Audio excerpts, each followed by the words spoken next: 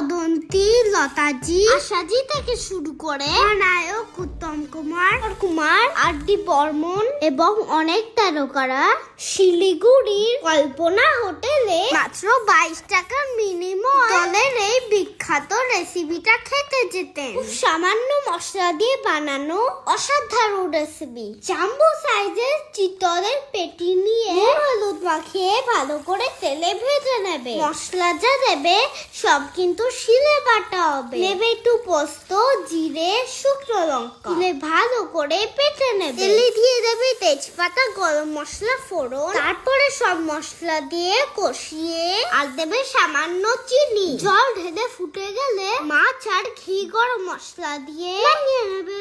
পেঁয়াজ রসুন ছাড়া হচ্ছে এত সুন্দর রেসিপি হয়, ট্রাই করলেই বুঝতে পারবে।